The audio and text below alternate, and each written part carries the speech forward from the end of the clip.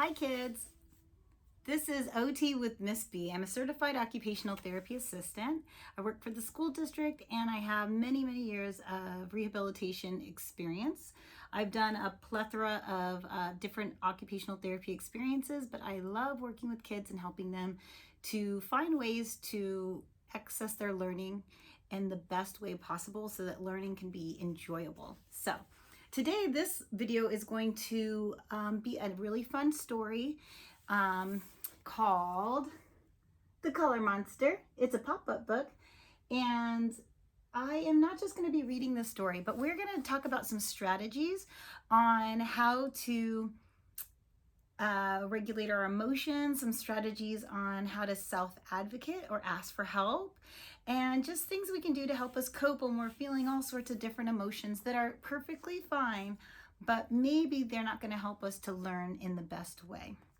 A lot of these strategies that we teach children on emotional regulation or emotional identification kind of correlate with like zones of regulation, which is a program, and it assesses your different emotions to colors. So we have green, the green zone where you want to be, where you're ready to learn, you're feeling happy. We have the yellow zone where it's maybe like slow down, your body's starting to feel like really wiggly or unfocused. We have the red zone, which is anger and feeling mad, and then we have the blue zone, which is like sadness or tired. So the colors in this book don't correlate exactly with that program, but I'll kind of bring up some of those similarities because a lot of our kids do know zones of regulation well. Okay, so let's get started. This is called The Color Monster, and it is written by Anna Lennes. All right, I'm gonna move the camera so you guys can see my book. There we go. The Color Monster.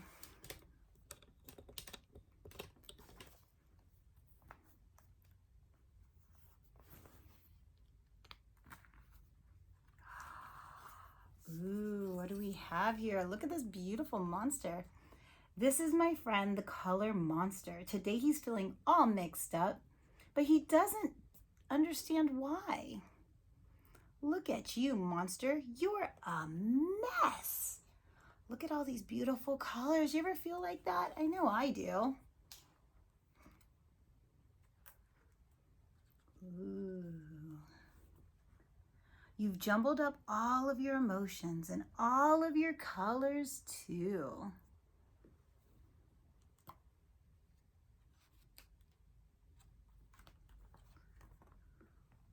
I know you can separate your feelings and put each one in its own jar.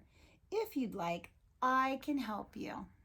And that's what your OT and your teachers and your parents are here to do. They're here to help you. We can put our emotions in different jars.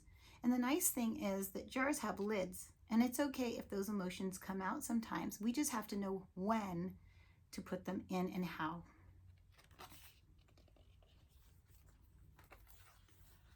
Ooh, look at this beautiful page. This is happiness. It shines yellow like the sun and twinkles like the stars.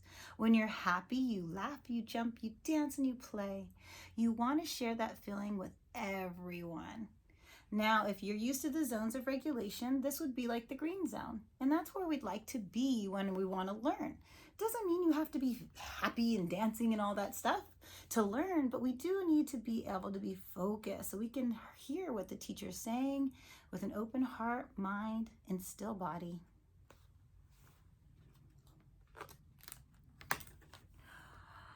This is sadness. It's gentle and blue like a rainy day. When you're sad, you might want to cry or be alone. Feeling sadness is normal and healthy. We can feel sad for all sorts of reasons. And I know when I'm feeling sad, a strategy I like to use is talking to a friend.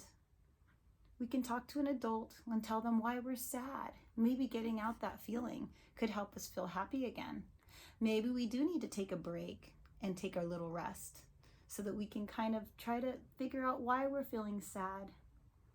Sometimes maybe that sadness is because maybe we're really tired or we're confused. We don't know how to complete an assignment and it's hard and that makes us sad.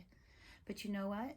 We can always raise our hand and ask the teacher for help and ask them to explain what the instructions are so that we don't have to feel sad anymore. Ooh, look at this guy. This is anger. It blazes bright and red. When you're angry, you want to stomp and roar and shout. It's not fair. And sometimes it's not fair. But we can't stomp and shout at school because that's not what we're supposed to do. When we're angry, we have to find a way to work out those feelings in a healthy way. I think the best thing we can do is definitely take a break. We can ask for a break and we can do some deep breaths. When I do deep breaths, I like to breathe in through my nose like I'm smelling flowers, and then I blow out through my mouth nice and slow like I'm blowing out birthday candles. And I'll do about 5 of them nice and slow, and I promise you, usually you'll feel great.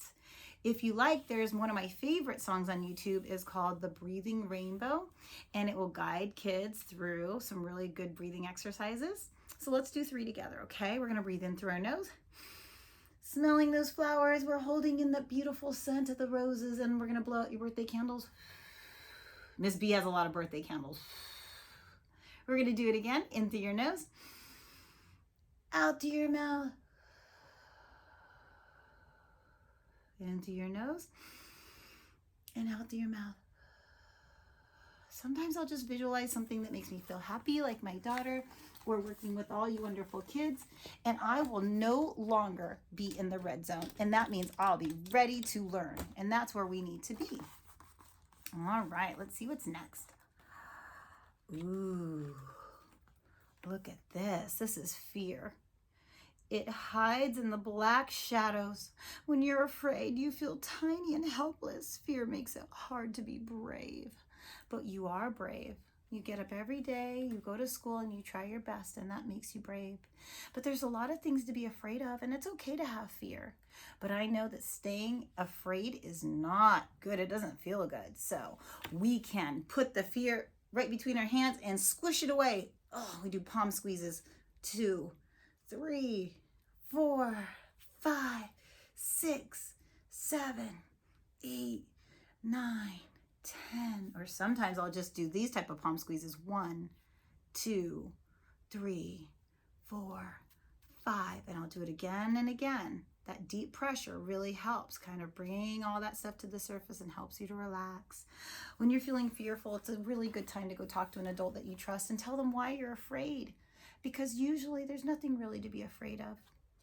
You just need some help. Ooh, look at this monster. He's my favorite. This is calm. It's as light as a green leaf floating in the wind. When you're calm, you're breathing slowly and deeply, and you feel at peace. Now, we don't want you this calm at school because I don't think we're there to sleep, but we want you relaxed so you could focus. We want our bodies still, and some of us move around and wiggle, and that's okay. We can find appropriate ways to get that energy out. Maybe we need flexible seating. Maybe we need a fidget.